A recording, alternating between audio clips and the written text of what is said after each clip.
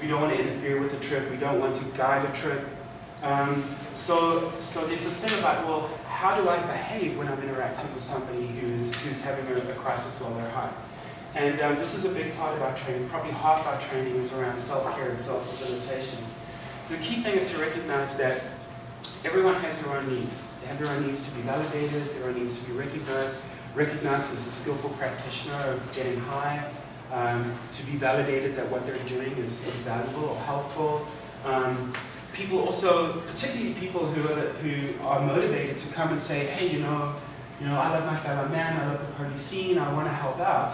That very motivation to help can be a hindrance, in the sense that somebody will want to help, and helping looks like doing things. It looks like being involved. And very often what you want to do is not do. You just want to be with someone and not do anything. And so it can be very hard to sort of find the right balance. And then also, people want to rescue other people, especially people in distress. And so it's really important to sort of catch yourself if you find yourself wanting to help or rescue in a way that might take the person away from what they're going through. Obviously, we don't have a language to communicate altered states of consciousness very well. And so communication, even under the best of circumstances, can be really difficult. And we need to recognize that. So, you're experienced, you're familiar with the states, the person says a few things, and you're like, I know exactly what's going on for that. You don't have a clue. You just think you do, because it looks familiar. And so there's this thing about not mistaking familiarity for actually understanding what's happening. And always respecting the fact that no matter how experienced you are or familiar you are with the state, you don't actually know what's going on for that particular person at the time. If you're experienced, you're probably very resourceful, and so that can be very handy. And also, even after all the training, people still want everyone to have a good time. And so you really need to resist this urge, because again, you can take the person away from what they're actually experiencing and possibly away from something very productive.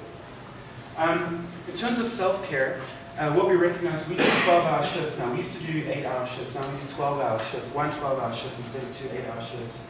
And it's really enjoyable work, but it's really intense work. And so self-care is really important. It's a piece that's often left out.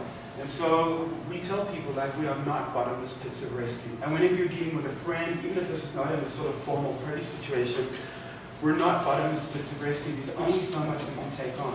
And it's really important to understand that and to be okay with that. You don't have to know everything. You don't have to be able to do everything. Trying to help somebody while they're in a crisis can be really emotionally intense, particularly if it's bringing stuff up for you, and you're trying to facilitate yourself, and then you're trying to take care of them, and all of this is going on. At the end of it, it can be very exhausting. And particularly if we're saying to people, don't interfere. And as I say, we tell people, when in doubt, don't do anything. Just be with them. But it can be very hard to be with someone who's suffering, or who looks like they're suffering, and bear witness to their pain, and not do anything about it. And so I think sometimes we forget that that's sometimes what we're asked to do if we're helping somebody in a crisis, and it is really, really difficult.